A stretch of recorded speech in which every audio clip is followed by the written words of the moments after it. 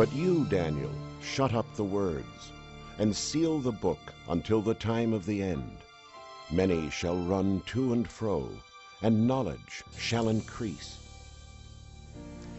The end of the world. Will it ever happen? If so, when? This is one of the most important and mysterious questions of all time.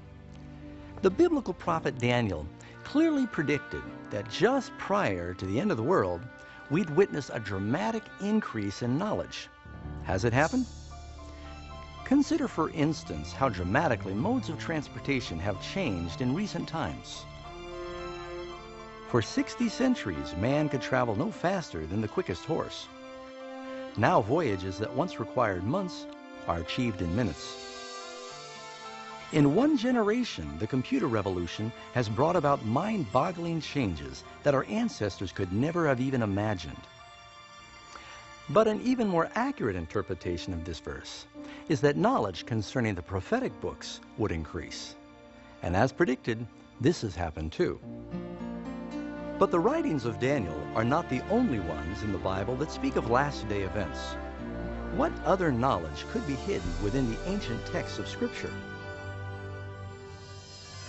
And you will hear of wars and rumors of wars. See that you are not troubled, for all these things must come to pass. But the end is not yet. And there will be famines, pestilences, and earthquakes in various places. All these are the beginning of sorrows. One can quickly look around the globe and see that both political and natural forces have made the modern world an increasingly dangerous place to live. Think about it. Within the last 100 years, the world has had to endure 2 world wars and numerous other major conflicts, not to mention the rise of international terrorism. Add to this the marked increase in deadly natural disasters, including earthquakes, fires, floods, tornadoes, killer storms, and bizarre weather, all continuing to wreak havoc on planet Earth. Amazingly, the Apostle John predicted that another sign of the last days would be man's ability to destroy the planet. In Revelation 11, verse 18, he said, "The time would come when God would destroy those who destroy the earth." It's clear that this prophecy has been vividly fulfilled. For centuries, man could do little more than just shoot flaming arrows or lob cannonballs at his enemy. But now we possess devastating weapons that can quickly render life on this planet extinct. In fact, Jesus even predicted that if his coming were postponed, no flesh would survive. Christ warned that we would have to face all these dangers, but they would only be the beginning of the end. Could it be that there's something mankind does to trigger Earth's final events? But know this, that in the last days perilous times will come. For men will be lovers of themselves, lovers of money, boasters, proud, blasphemers, disobedient to parents, unthankful, unholy, unloving, unforgiving, slanderers, without self-control, brutal, despisers of good. Anyone who has lived through the past several decades cannot deny the steady and frightening moral freefall of modern society. Each generation continually pushes the envelope of acceptable behavior. As a result, each succeeding generation operates under a lower moral standard than the one before.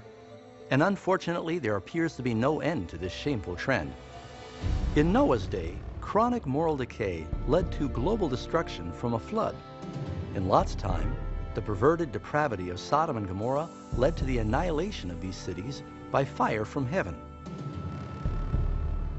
As it was also in the days of Lot. They ate, they drank, they bought, they sold, they planted, they built. But on the day that Lot went out of Sodom, it rained fire and brimstone from heaven and destroyed them all. Even so will it be in the day when the Son of Man is revealed. And so in our day, could it be that rampant immorality and perversion will once again call down judgments from heaven? Along with society's moral decline, the Bible also warns that in the last days there will be a dramatic rise in spiritualism and the occult. Now the Spirit expressly says that in latter times some will depart from the faith, giving heed to deceiving spirits and doctrines of demons. The practice of communicating with the dead, long forbidden by the Scriptures, is fast becoming acceptable even in modern churches. Television programs and movies featuring witchcraft and the occult themes have become extremely popular, especially among the young people. In spite of all this rampant spiritualism and immorality, the Bible teaches that where sin abounds, grace abounds even more. And so one exciting bright spot of the last days is Jesus' promise that just before his return, the gospel would go to all the world. And this gospel of the kingdom will be preached in all the world as a witness to all the nations, and then the end will come. The once seemingly insurmountable task of communicating the gospel to the four corners of the earth is fast becoming a reality. Through missionaries, books, tapes, satellite broadcasts, and the internet, the gospel work is fast accelerating around the world. The message of salvation has never had wider distribution than today. The Bible reveals that we are obviously living in Earth's final days.